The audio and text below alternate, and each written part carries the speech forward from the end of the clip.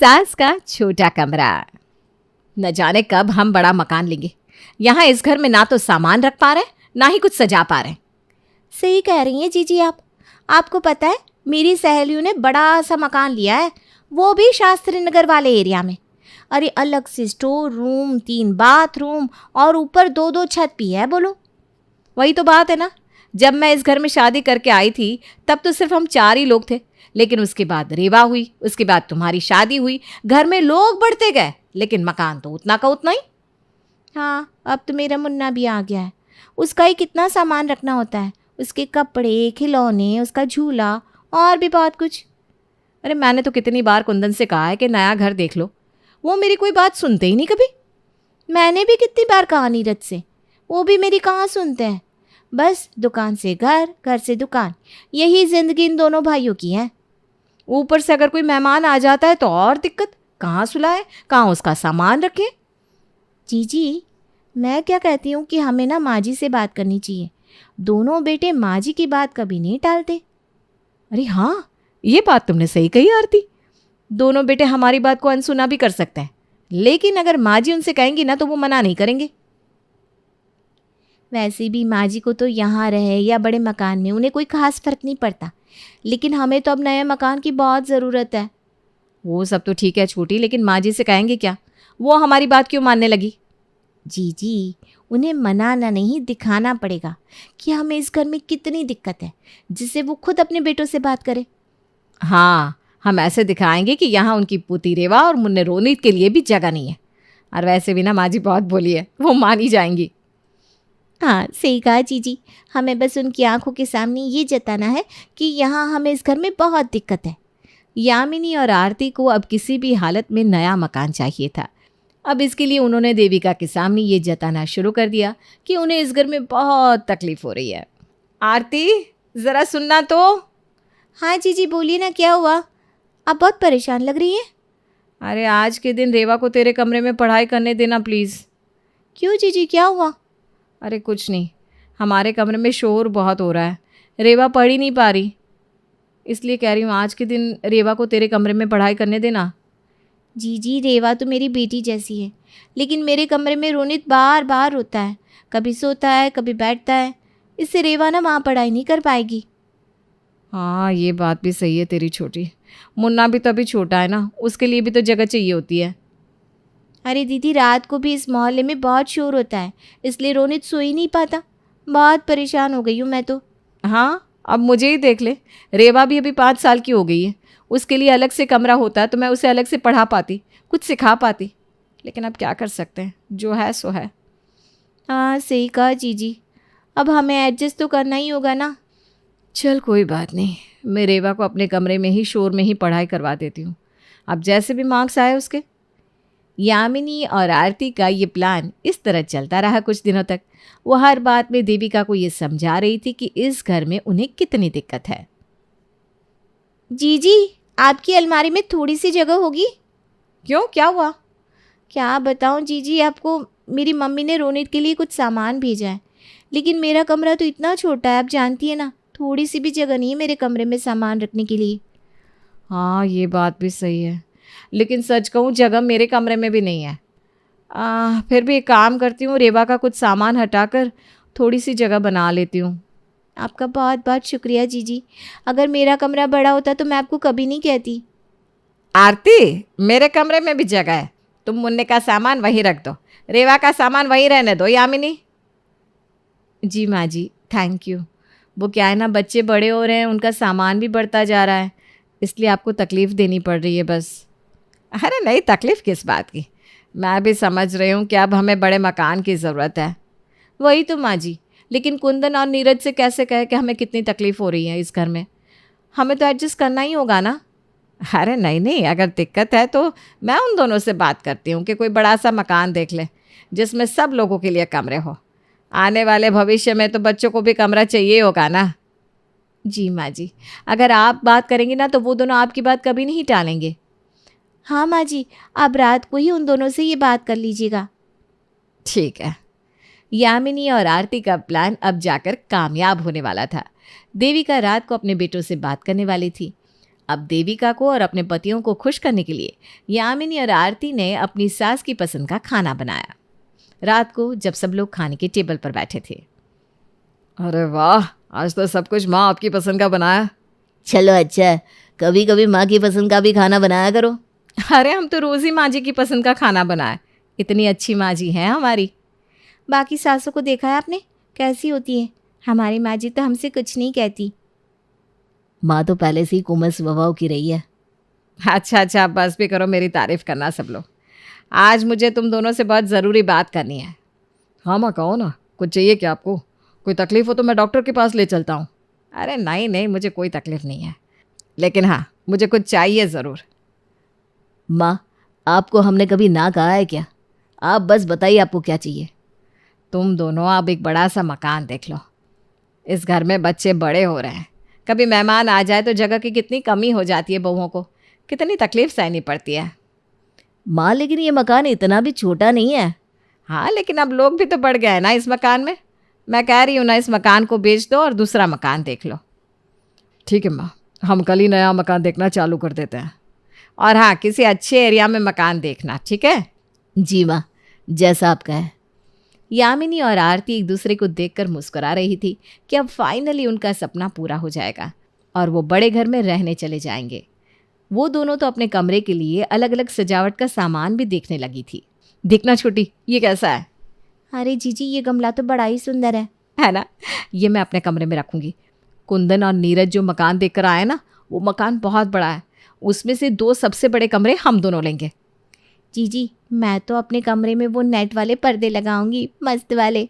अरे मैंने तो सोच लिया है कि अपने बाथरूम में वो आजकल नया जो हाथ धोने का साबुन निकला है ना, महंगा वाला, वो रखूँगी। दीदी, मैंने भी सोच लिया है कि मैं अपने कमरे में आजकल वो गोल पलंग नहीं आता राजा महाराजाओं वाला, वो रखूंगी और सिल्क की चादर बिछाऊंगी उस पर। बस अब जल्दी से कुंदन और नीरज वो मकान का सौदा कर दे, उसके बाद तो हमारी चांदी ही चांदी है। हाँ, सही कहा दीदी। एक बार हम रहने चले जाए फिर तो पूरा घर हमारा है बस। कुंदन और नीरज ने एक बड़ा सा घर देख लिया था और इस घर की कीमत भी उन्हें अच्छी मिल गई थी। उन्होंने जल्द ही इस घर का जो भी ज़रूरी सामान था वहाँ रखवा दिया और उस घर में रहने चले गए। अरे छोटी, यहाँ के कमरे कितने बड़े बड़े हैं ना? हाँ जीजी, उस घर से तो काफ़ी बड़े हैं यहाँ के कमरे। अरे हम दोनों ने तो अपने अपने कमरे ले लिए, अब माँ जी को कौन सा कमरा देना है? माँ जी को क्या ज़रूरत है इतने बड़े कमरे की? 2 जोड़ी कपड़े तो हैं उनकी और कोई सामान भी नहीं है। हाँ, इन 2 कमरों में से बड़ा एक और कमरा है, वो हम बच्चों को दे देते हैं, और एक जो ऊपर का साइड वाला कमरा है ना, वो मेहमानों के लिए रख देते हैं। जीजी, मैं क्या कह रही थी, एक जो छोटा कमरा नहीं है वो माँ जी को दे देते हैं। हाँ, वैसे इस घर का छोटा कमरा भी उस घर के कमरे से तो बड़ा ही है उनके लिए। वही तो जीजी, ये कमरा भी उस घर के कमरे से तो बड़ा ही है उनके लिए, हम उन्हें ये कमरा दे देते। हाँ, यहाँ पुरानी अलमारी आ जाएगी और कुछ खास करने की ज़रूरत भी नहीं पड़ेगी। माँ जी को क्या फ़र्क पड़ता है नए पर्दे है या नहीं, या सजावट है या नहीं? अरे उनके लिए तो ये छोटा कमरा भी बहुत है। कोई बात नहीं बहू, मेरे लिए तो ये बहुत है कमरा। तुम दोनों तो खुश हो ना? अब इस घर में आकर यहाँ तो बहुत जगह है घर में सबके लिए। हाँ माँ जी, जगह तो बहुत है, लेकिन नया घर है और पुराना सामान रखना अजीब सा लग रहा है, इसलिए हम सोच रहे थे कि कुछ सामान आपके कमरे में रख देते। अच्छा, लेकिन मेरा कमरा तो पहले से ही छोटा है, वहाँ सामान रखना सही रहेगा क्या? अरे माँ जी, आपकी एक अलमारी तो है, बस उसके अलावा आपके पास और कुछ है भी नहीं। हाँ माँ जी, हम दोनों के पास कुछ सामान है, वो हम यहाँ रख देते हैं। ठीक है, तुम दोनों को जैसे समझ में आए वैसा करो। देविका का स्वभाव काफ़ी कोमल था। वो ज़्यादा कुछ भी अपनी बहुओं को कहती भी नहीं थी। छोटा कमरा मिलने के बाद भी दोनों, यामिनी और आरती ने अपना सामान यहाँ रखा हुआ था, लेकिन उसके बाद भी देविका ने उनसे एक शब्द भी नहीं कहा। अरे छोटी, ये गमला मंगवा तो लिया है, लेकिन अब मुझे पसंद नहीं आ रहा। तो अब जीजी, इतना महंगा गमला फेंक भी तो नहीं सकते। हाँ, इतना महंगा ले लिया और कितना भारी भी है, कहाँ रखूँ? इसे फेंकना भी नहीं है और मेरे कमरे में रखना भी नहीं है। जीजी, माँ जी का कमरा है ना, वहाँ रख दीजिए उसे, फेंकना भी नहीं पड़ेगा और इसी घर में रहेगा। अरे वाह छोटी, क्या सुझाव दिया है। माँ जी का कमरा वैसे भी ऐसे ही पड़ा हुआ है, उनको क्या करना है अगर ये गमला वहाँ पड़ा रहेगा तो? जिस देविका की वजह से यामिनी और आरती को इस बड़े घर में रहने का मौका मिला था, उसी देविका के कमरे को उन दोनों ने स्टोर रूम बना दिया था। अरे मैंने कहा था ना, हमारा कमरा तुम्हारे कमरे से बड़ा है। हाँ, मुझे तो विश्वास ही नहीं हो रहा था, लेकिन इस घर को देखने के बाद सच में इस घर के कमरे तो काफ़ी बड़े बड़े हैं। उस घर के मुकाबले तुम्हारा ये घर काफ़ी बड़ा और सुंदर भी है। अरे हमने अपने पतियों को पहले ही कह दिया था कि हम ऐसे वैसे घर में नहीं रहने वाले, हमें चाहिए तो बड़ा सा घर ही चाहिए। नहीं तो क्या, देखो ये बाथरूम कितना बड़ा है, इसमें सब कुछ नया रखवाया है। तुम्हारे पति तो काफ़ी बात मानते हैं। एक हमारे पति हैं जिन्हें हमेशा ही खर्चे की पड़ी रहती है। अरे अब हर किसी की किस्मत है और क्या। वैसे उस घर में हमें उतनी दिक्कत नहीं थी, लेकिन हमने एक बार कहा और हमारे पति मान गए। कहा कि नहीं, हमारी पत्नियों को, हमारे बच्चों को कोई तकलीफ नहीं होनी चाहिए। अरे यामिनी, तुम तो कह रही थी कि तुमने महंगा वाला वो बड़ा सा गमला लिया है, वो तो कहीं दिखाई नहीं दे रहा।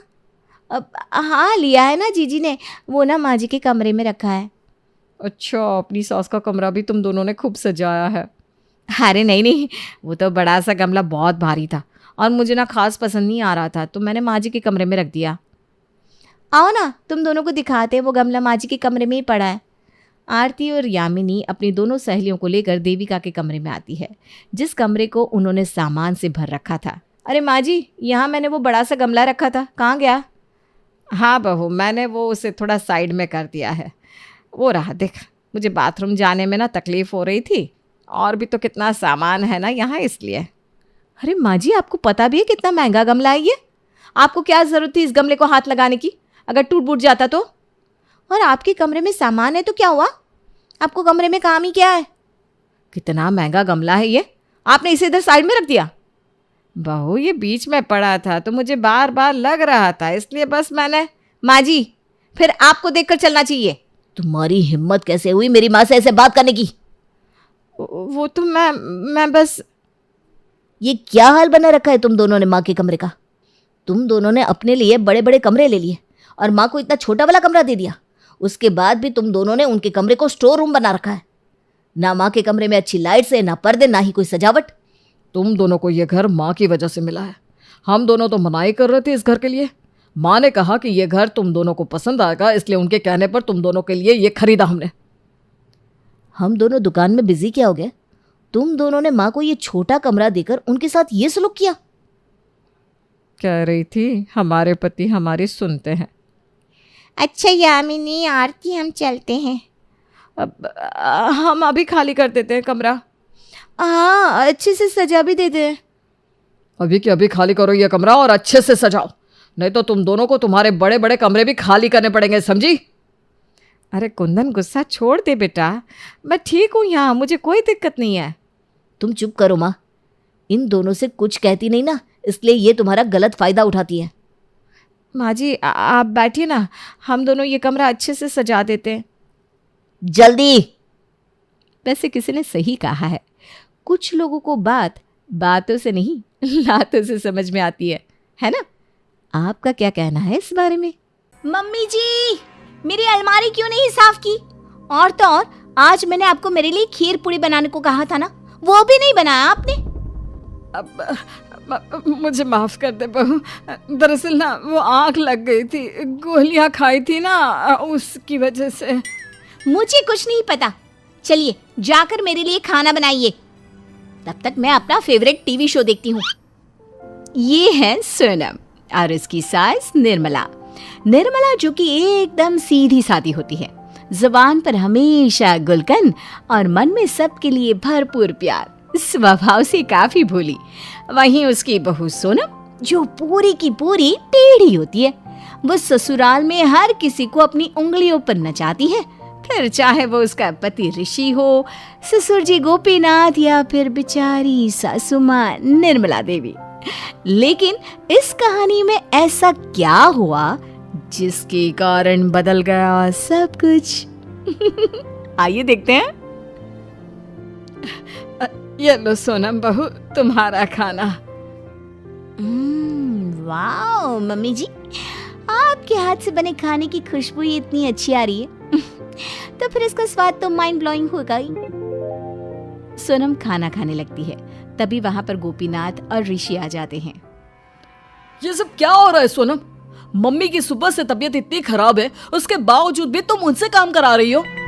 प्रिय पतिदेव, लाउड स्पीकर की तरह चीखना चिल्लाना मुझे भी आता है। आवाज नीचे करके बात करो।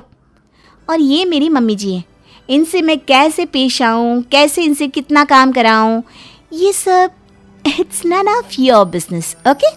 और अगर आइंदा से इस बारे में बात की तो पेन के साथ तैयार रहना, तलाक के कागज 1 मिनट में रेडी कर दूंगी मैं। ना जाने किस दिशा में भटक गया था मेरा दिमाग, जो मैंने इस लड़की की शादी अपने बेचारे बेटे के साथ करा दी।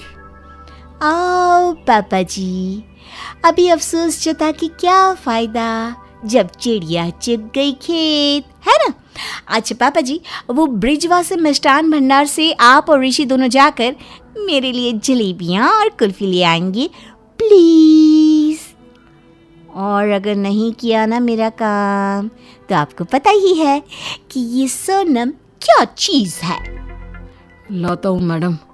इस तरह सोनम अपने ससुराल में सभी पर अपना हुक्म चलाती रहती और बेचारे सास ससुर और पति इस ढीठ और टेढ़ी बहू का अत्याचार सहते रहते।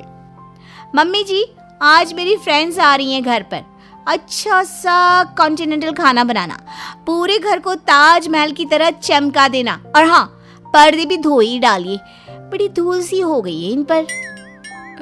ठीक है बहू, और कुछ?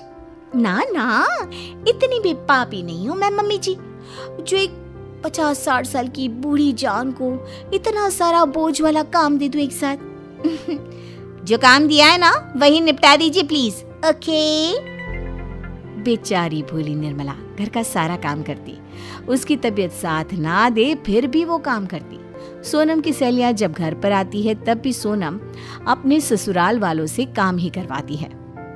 हाय सोनम, कैसी है तू? हेलो सोनम, शादी की बात तो तेरे चेहरे पर बहुत ही ग्लो आ गया है। लगता है तुझे सास के ताने और पति की बकबक नहीं सुनने मिलती है ना। सही कह रही हूँ ना मैं? एकदम करेक्ट मेरी जान। अरे ससुराल के मामले में तो मैं फुल टू फुल लकी हूँ। इस घर में बस जरा सी धमकी दे दो इन लोगों को, सारे के सारे चुपचाप काम पे लग जाते हैं। और तो और मेरी सास भीगी बिल्ली की तरह मेरी हर बात मानती है। क्या सच में? हमारे तो भाग ही फूटे हैं, लेकिन यार मुझे यकीन नहीं हो रहा, इतना भोला और डरपोक ससुराल भी कहीं होता है क्या?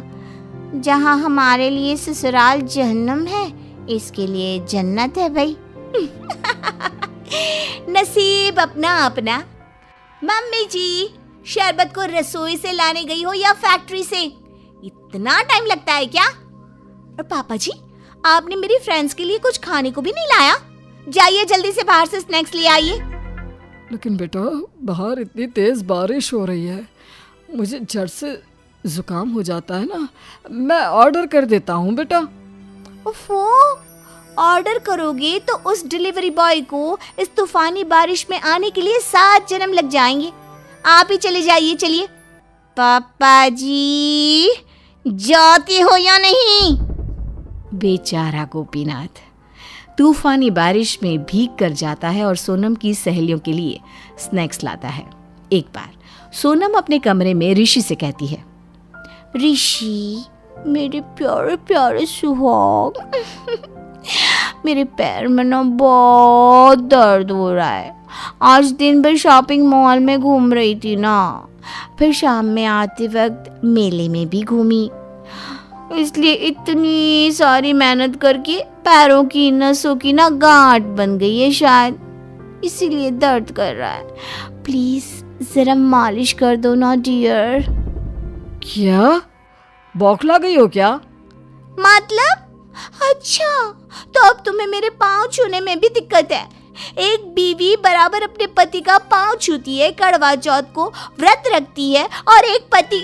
अरे नहीं नहीं, वैसी बात नहीं है सोनम।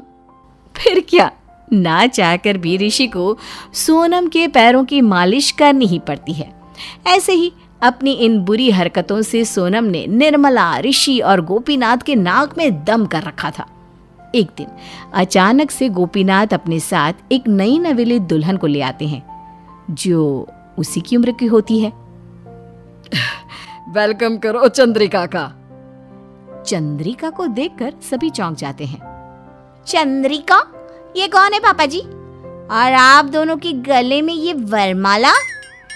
पापा, आपने दूसरी शादी कर ली? हाँ बच्चों, मैंने दूसरी शादी कर ली। अब से ये तुम्हारी नई सास है सोनम। आरती की थाल लाओ और स्वागत करो इसका। ये आपने बहुत बुरा किया है जी, मैं आपको इसके लिए कभी माफ नहीं करूंगी। निर्मला रोते रोते अपने कमरे में चली जाती है। वहीं सोनम अपनी नई सौतेली सास के लिए आरती की थाल लाती है और उसकी आरती उतारती है। लेकिन अब कहानी पलट चुकी थी। जहां सोनम सब पर हुक्म चलाती थी, वहां अब चंद्रिका सब पर हुक्म चलाने लगी। आ बहुरानी, कहाँ चली सच सवर के? क्यों, आपसे मतलब? और वैसे भी मैं आपको अपनी सास नहीं मानती, क्योंकि आप मेरी सगी सास की सौतन हो। अच्छा जी, जरा घर के बाहर कदम रख के तो दिखा। नहीं तुझे दिन में तारे दिखा दिए ना, तो मेरा नाम भी चंद्रिका नहीं। मैं एक कुश्ती पहलवान के परिवार से आई हूँ। 1 मिनट नहीं लगेगा, पूरे गांव की औरतें आकर तुझे धोबी पछाड़ कर देंगी। अब ये सुनकर तो सोनम डर जाती है। क्या? अब चुपचाप से सारे घर का काम कर। 56 भोग बना, पूरे घर को साफ कर, छत पे पापड़ सुखा और बाजार जाकर राशन और सब्जियां भी ला देना लगे हाथ। इतना सारा काम?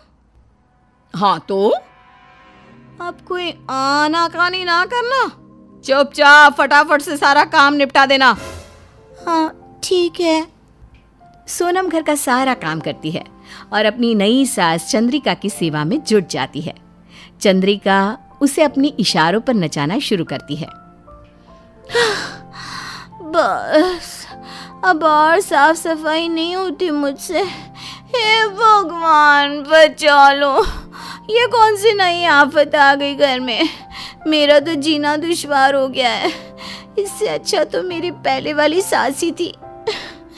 निर्मला मम्मी जी की ही इतनी सेवा करी होती तो एक वक्त पे वो भी चल जाता। निर्मला और चंद्रिका दोनों सौतन जब जब घर में आमने सामने आती तो वो बहू के सामने एक दूसरे से बात तक नहीं करती। चंद्रिका गोपालनाथ, ऋषि और निर्मला से ठीक से पेश नहीं आती। चंद्रिका जी, मुझे टीवी का रिमोट दे दो ना, मुझे मैच देखनी है। नहीं, मैं नहीं दूंगी। फिलहाल सास और बहू दोनों की कहा सुनी हो रही है, मुझे ये सीन देखना है। अरे लेकिन मेरी मैच भी तो इम्पोर्टेंट है। मैंने कहा ना, ये कैसा लड़का है आपका गोपालनाथ जी? ढीठ है एकदम और तमीज भी नहीं है। मुझे आंटी चंद्रिका जी कह रहा है। होगी भी कैसे जब माँ ही ऐसी है तो। और बहू तो बस पूछो ही मत, बहू तो एंटिक पीस है बिल्कुल। अपने और अपने परिवार की बुराई सुनकर सोनम गुस्से से बोल पड़ती है। ओ चंद्रलोक से आई हुई चंद्रमुखी चंद्रिका, अपनी जुबान को ना जरा काबू में रखो, समझी? एक तो मेरे नाक में दम कर रखा है काम करवा करवा के, ऊपर से मेरे परिवार से इतनी बदतमीजी से बात कर रही हो। आज से मैं तुम्हारा कहा हुआ कोई काम नहीं करूंगी। मैं सिर्फ अपनी निर्मला मम्मी जी का ही कहना मानूंगी। Mummy ji I love you, छप्पी पाओ आओ। तभी सभी हंसने लगती हैं और सोनम ये देखकर सोच में पड़ जाती है। क्या हुआ, आप सब हंस क्यों रहे हो?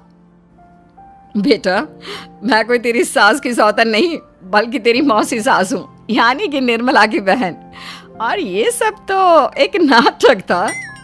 ये सुनते ही सोनम की होश उड़ जाते हैं। तुम्हें ये अंदाजा दिलाने के लिए कि तुम कितनी गलत थी। हमें पता था कि तुम में भी दिल है और वक्त आने पर वो दिल भी बोले और तुम्हारा घमंड और अकड़ पीछे छूट जाए। आई एम सो हैप्पी कि तुमने अंत में मम्मी को चुना और तुम्हें हमारी कीमत महसूस हुई। सोनम भावुक हो जाती है। मुझे माफ कर दीजिए और शुक्रिया, इस नाटक के जरिए ही सही, लेकिन मुझे सबक तो सीखने मिला। अब मैं मेरी सास, मेरे ससुर या मेरे पति तो क्या, किसी के भी साथ बदसलूकी और टेढ़ेपन से व्यवहार नहीं करूंगी। हर किसी के साथ खुशी से और प्यार से रहूंगी। इस तरह सोनम सुधर जाती है और पूरा परिवार खुशी खुशी एक साथ रहने लगता है।